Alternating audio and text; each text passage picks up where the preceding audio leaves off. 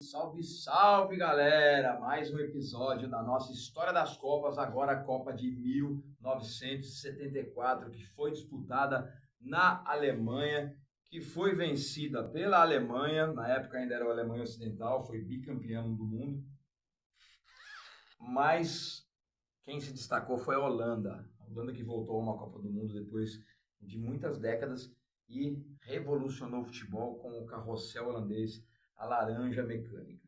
A Copa do Mundo de 74 foi a 10ª edição da Copa do Mundo e ocorreu dentro dos dias 13 de junho a 7 de julho de 74. O evento realizado na Alemanha Ocidental conquistou o título. A competição teve partidas realizadas nas cidades de Hamburgo, Hannover, Helsinki, Dortmund, Düsseldorf, Frankfurt, Berlim Ocidental, Munique e Stuttgart. Uma Copa que teve muitas situações atípicas, como o jogo entre a Alemanha Ocidental e a Alemanha Oriental. Foram 16 participantes, galera, com 97 gols em 38 partidas, uma média de 2,55 por partida. Alemanha Ocidental campeã, Holanda vice-campeão, em terceiro a Polônia e em quarto o Brasil. O artilheiro foi o Lato, da Polônia, com 7 gols, e o melhor ataque também foi o polonês, com 12 gols. A melhor defesa da primeira fase foi Brasil e Suécia, com nenhum gol levado. Maior goleada, Iugoslávia 9, Zaire 0. Zaire, que é a República Democrática do Congo, que volta a uma Copa do Mundo depois de 50 anos a mais, 52 anos. 1.768.000 pessoas foram assistir a Copa do Mundo, uma média de 46 mil por jogo. O melhor jogador foi Johan Cruyff, da Holanda. Foi uma grande sensação. E o jovem jogador foi o Smuda, da Polônia. O prêmio de Fair Play foi para a Alemanha Ocidental. 16 seleções nacionais foram qualificadas para participar desta edição do campeonato, sendo 9 delas europeias. Pode reparar que das últimas Copas até essa, foi diminuindo o número de seleções europeias e abrindo vaga para outros continentes. Os europeus que participaram de 74 foram a Alemanha Ocidental, a Alemanha Oriental, Iugoslávia, Polônia, Escócia, Suécia, Bulgária, Itália. Os 5 selecionados das Américas foram Chile, Brasil, Uruguai, Argentina e o Haiti, que volta agora também, depois de 52 anos. Estamos esperando a camisa do Haiti, hein? A seleção africana foi o Zaire, que agora é a República Democrática do Congo, que também volta, e a Austrália, em sua primeira participação representando a Oceania. As seleções da Alemanha Oriental, da Austrália, do Haiti e do Zaire faziam sua primeira participação. Eu estou achando alguma coisa estranha aqui, mas acho que não teve nenhuma asiática na Copa. A edição teve 2 grandes goleadas, Haiti 0, Polônia 7 e Iugoslávia 9, Zaire 0. Sendo essa última junto à Hungria 9-0 na Coreia do Sul em 54 e Hungria 10-1 em Salvador em 82, as maiores goleadas em Copas do Mundo. A Copa de 74 contou com grandes jogadores como Lato e Deina, da Polônia, Ademir da Guia, Emerson Leão, Riverino e Jairzinho, do Brasil. Brasil que lutava já pelo tetracampeonato, era o atual tricampeão do mundo. Arihan, Winnie van Hanegem, Hal Kroll, Robin Rezenbrijk, John Neskens, Johnny Happ e Johan Cruyff, da Holanda. E Sepp Maier, Bert Vogt, Paul Breitner, Hans-Georg Schwarzenbeck, Gerhard Miller, Wolfgang Overreich e o Franz Beckenbauer, da Alemanha, sendo Cruyff e Beckenbauer considerados 2 dos melhores futebolistas da história do futebol. A grande revelação desta Copa foi a seleção neerlandesa de futebol, a Holanda, que sob a batuta de Rinus Michels voltou à Copa após 36 anos de ausência, desde sua segunda participação em 1938 na França, utilizando como base o Ajax, campeão europeu de 72, e o Feyenoord, campeão mundial em 70. Seleção conhecida como Laranja Mecânica, o carrossel holandês, devido à tática de Rinus Michels de alternar os jogadores em suas posições, que atuava bem tanto, o destaque dessa equipe era o Johan Cruyff, que atuava bem tanto na defesa quanto no meio de campo ou no ataque. Mano, o time da Holanda não tinha posição fixa. O jogador estava aqui, estava ali, estava aqui, estava ali. Era aquele bloco de 5, 6 correndo juntos na mesma jogada. Era loucura, mas deu certo. Só não deu tão certo porque não foi campeão. De longe era a seleção favorita ao título, tanto por seu modo atordoante de jogar futebol, quanto por ser responsável pela eliminação da seleção brasileira que defendia o título e contava com jogadores que tinham atuado no tricampeonato de 70, como Jairzinho e Riverino. A final da Copa de 74 foi disputada entre Holanda e Alemanha no dia 7 de julho, às 16 horas, no Estádio Olímpico de Munique, com 75 mil pessoas. Com a vitória da seleção alemã, os jogadores Beckenbauer, Sepp Maier, Overreich, Grabowski e Rogic se tornaram os 5 primeiros futebolistas a conquistar as medalhas de bronze, prata e ouro em Copas do Mundo de Futebol. Foram vice-campeões em 66, lá na Inglaterra, foram terceiro lugar em 70 no México e campeões em 74.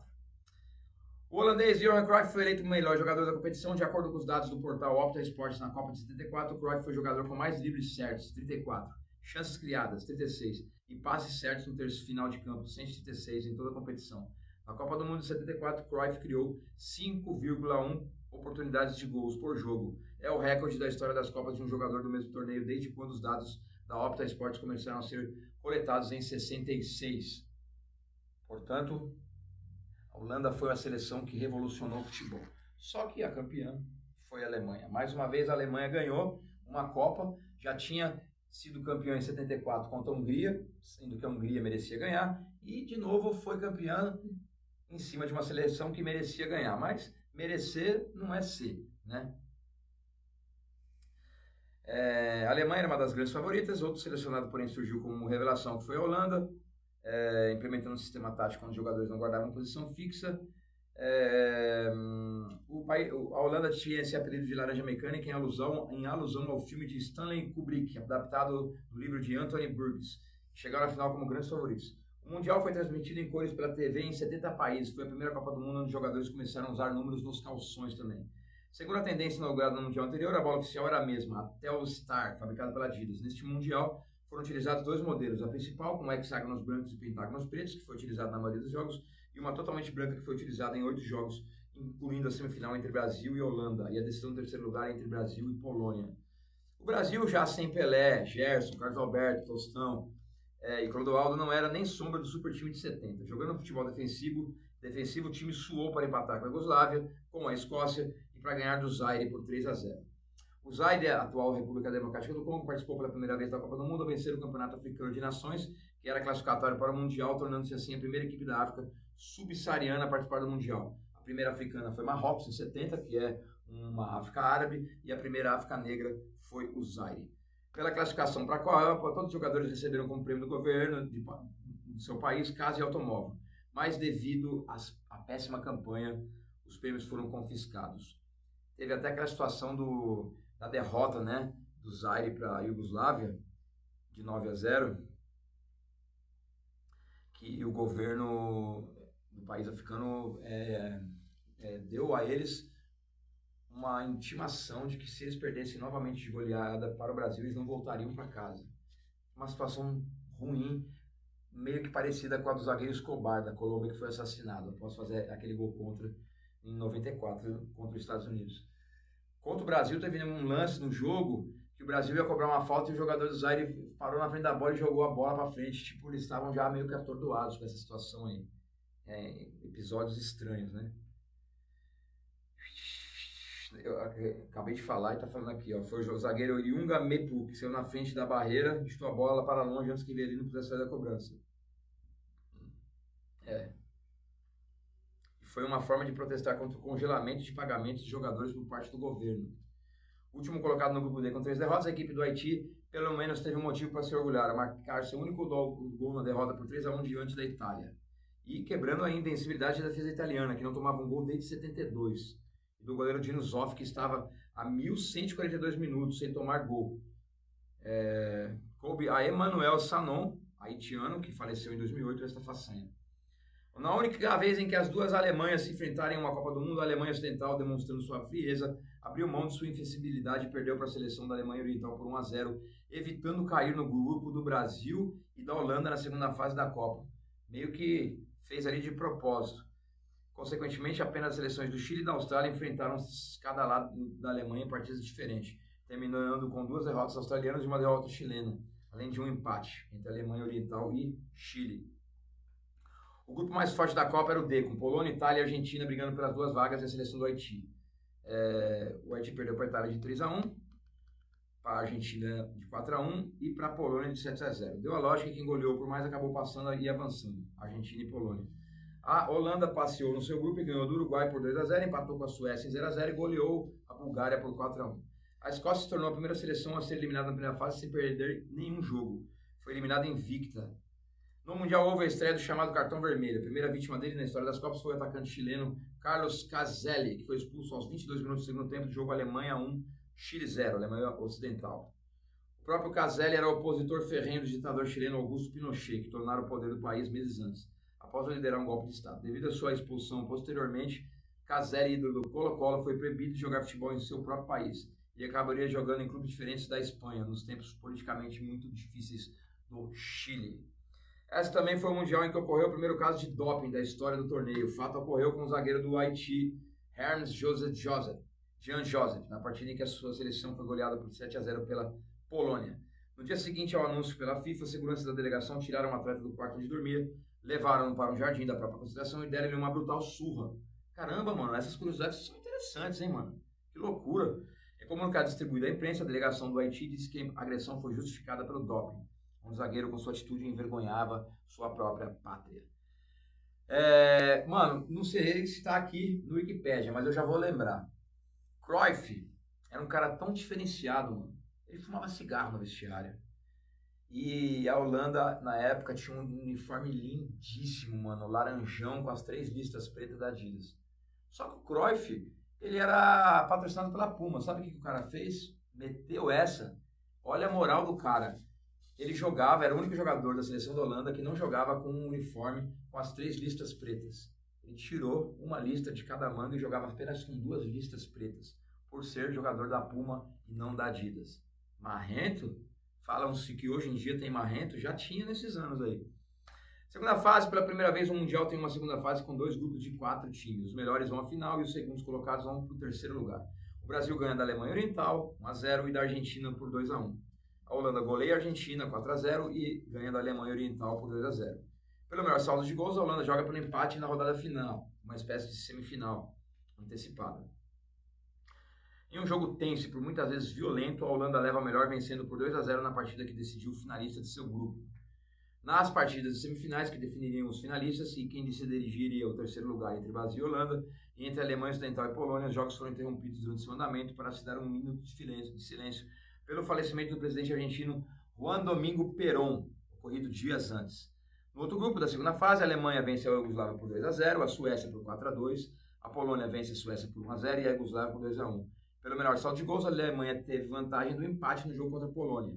Em um jogo difícil, em campo encharcado, a Alemanha venceria por 1-0 e iria para a final. Nesta fase, o goleiro polonês Jan Tomaszewski conseguiu a proeza de defender 2 pênaltis, um na partida contra a Suécia, que defendeu o tiro de Staffan Tapper, e na semifinal contra a Alemanha, que defendeu a cobrança de Uli Honen.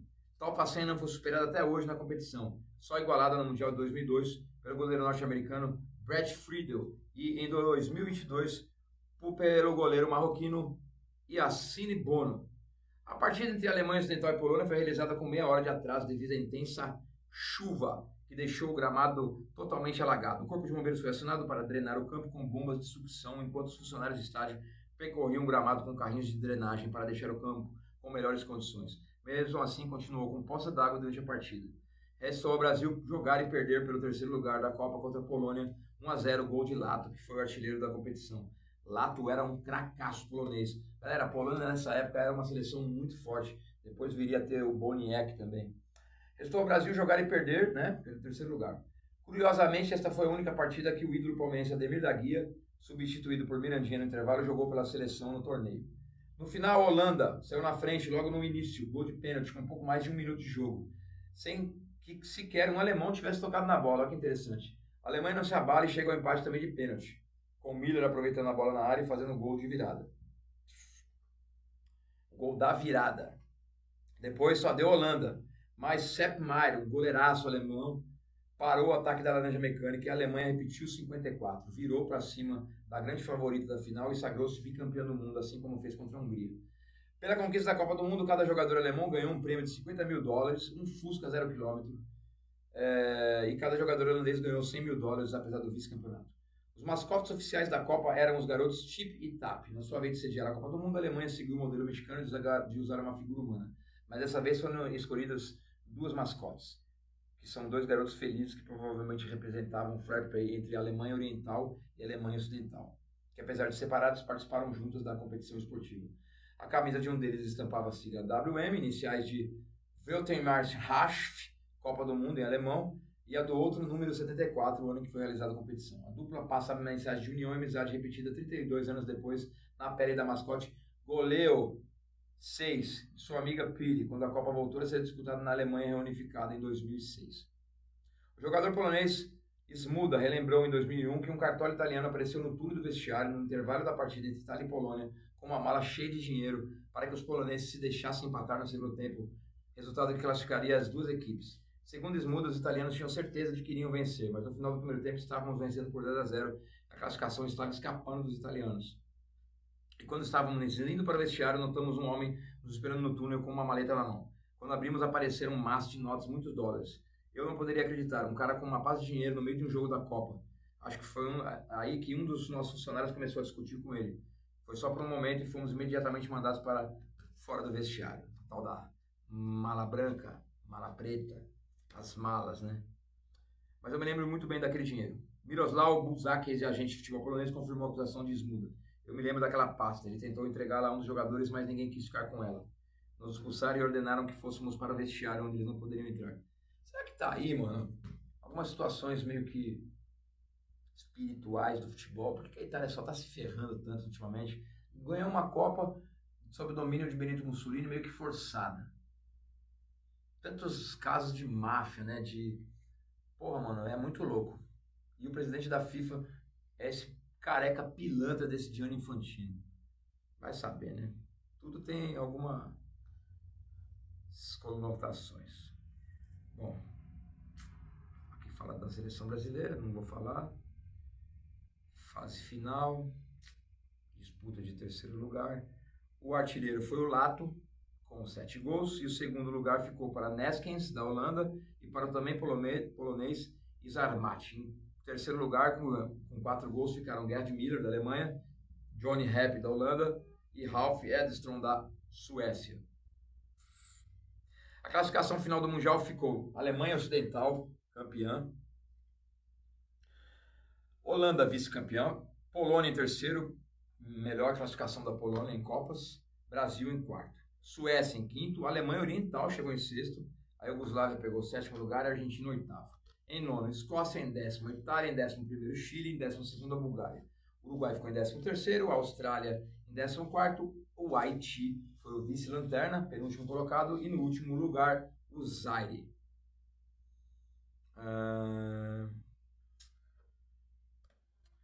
Transmissão televisiva não importa, nem nada disso.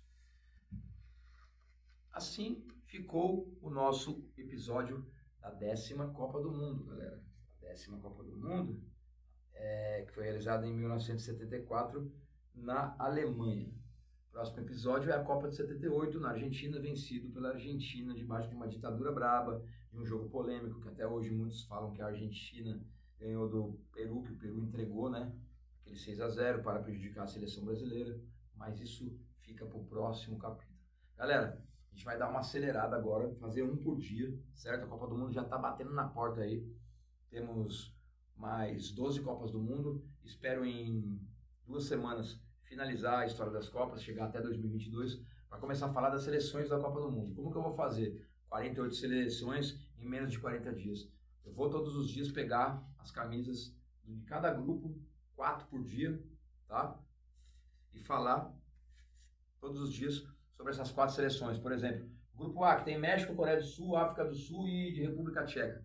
Vou dar 10 minutinhos para cada seleção, falar sobre sua história nas Copas do Mundo, sua história continental, né? Nas competições continentais e outras características dessas seleções. Espero que vocês gostem também. A história das Copas está sendo muito bem assistida, muito bem avaliada. Espero que todos vocês estejam gostando mesmo e não esqueçam, quem não está inscrito se inscreve, deixa seu like, comenta e compartilha. Tamo junto, Alemanha Ocidental bicampeã mundial. Valeu, é nóis!